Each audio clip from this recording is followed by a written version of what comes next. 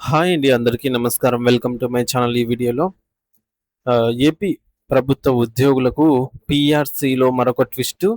21,000 కోట్ల బకాయిల చెల్లింపులు విద్యాసాగర్ గారు అంటూ అప్డేట్ రావడం జరిగింది. సో దీనికి సంబంధించిన పూర్తి సమాచారాన్ని వీడియోలో తెలుసుకుందాము. వీడియో అయితే ఎక్కడే కానీ స్కిప్ చేయకుండా ఎండ్ వరకు చూసేయండి. అప్పుడే ఇన్ఫర్మేషన్ అనేది పూర్తిగా అర్థమవుతుంది. అలాగే వీడియో చూస్తున్న ప్రతి ఒక్కరు వీడియోకి అయితే లైక్ చేయండి ఫ్రెండ్స్. ఈ వీడియోని తోటి ఉద్యోగ పెన్షన్ మిత్రులతో అయితే షేర్ చేయండి. కొత్తగా మన ఛానల్ చూస్తున్న వారు ఇంకా ఎవరైనా సబ్స్క్రైబ్ చేసుకోకపోతే వెంటనే మన ఛానల్ అయితే సబ్స్క్రైబ్ చేసుకోండి. సబ్స్క్రైబ్ చేసుకోవడం వల్ల నేను చేసే ప్రతి ఒక్క వీడియో మీ వరకు రీచ్ అవుతుంది. ఇక ఆలస్యం చేయకుండా వివరాల్లోకి అయితే వెళ్ళిపోదాము.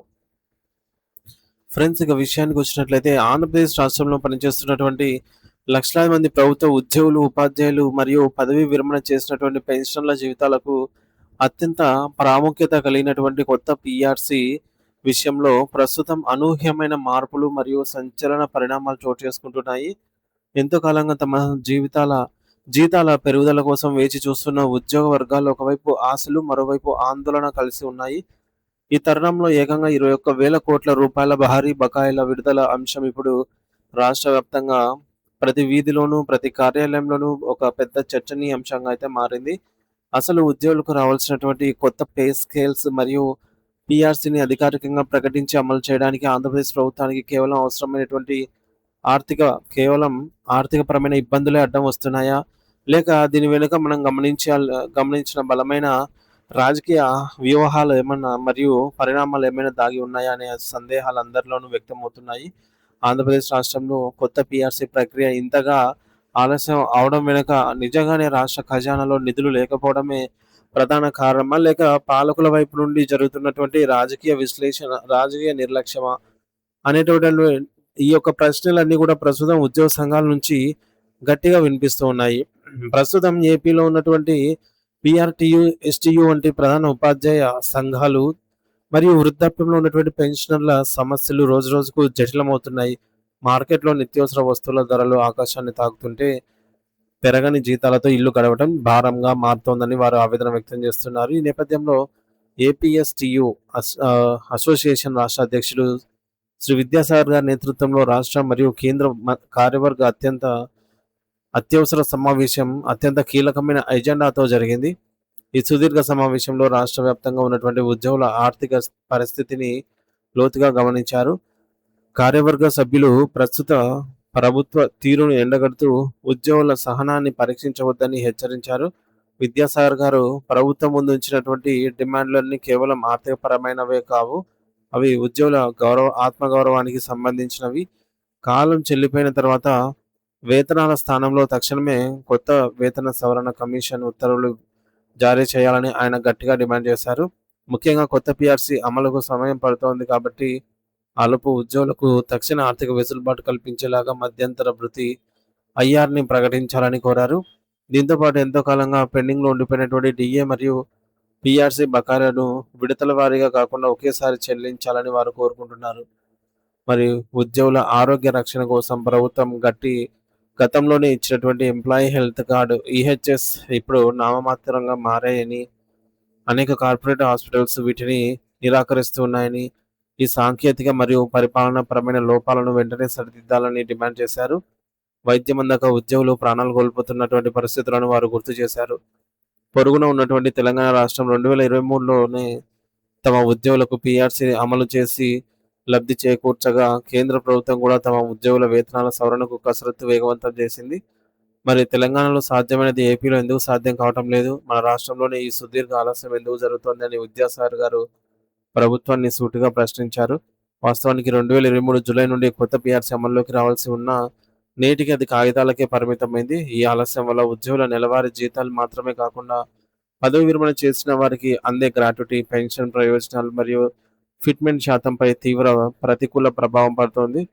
నిత్యావసరాల ధరల పెరుగుదల మరియు ద్రవ్యోల్బణానికి అనుగుణంగా జీతాలు పెరగకపోతే ఉద్యోగుల జీవన ప్రమాణాలు దెబ్బతింటాయని ఉద్యోగ సంఘాలు హెచ్చరిస్తున్నాయి. మరి రాష్ట్ర వ్యాప్తంగా ఉన్న సుమారు 21,000 కోట్ల రూపాయల బకాయిలలో ప్రభుత్వం కొంత మొత్తాన్ని విడుదల చేసినప్పటికీ ఇంకా మెజారిటీ నిధులు పెండింగ్‌లోనే ఉన్నాయి.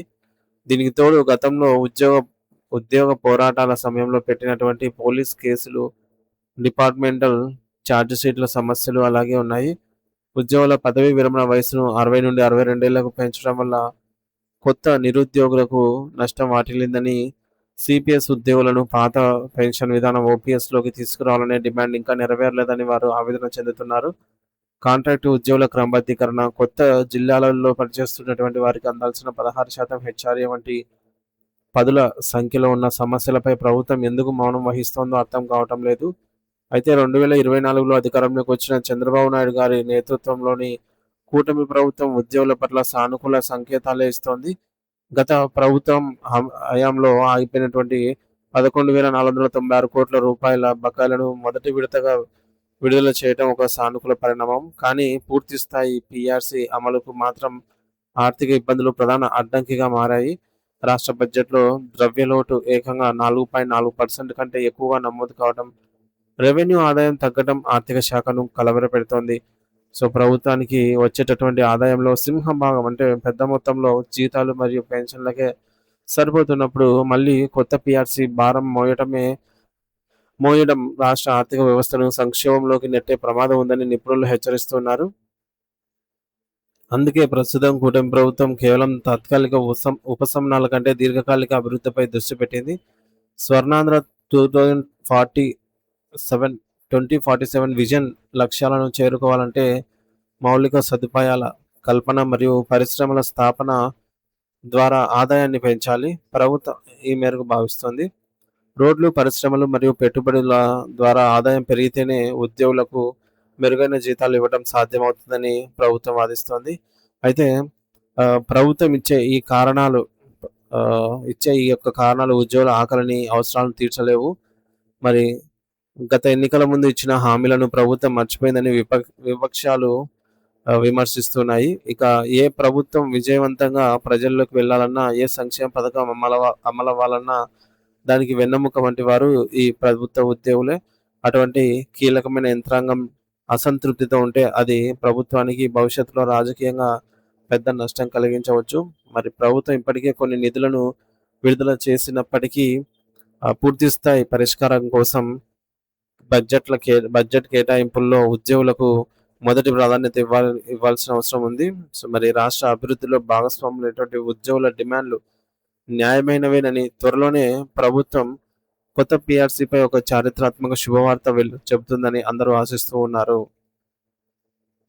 జూలై 2023 నుండి అమలు కావాల్సిన కొత్త పీఆర్సీ ప్రక్రియ ఇప్పటికే పెండింగ్‌లోనే ఉంది.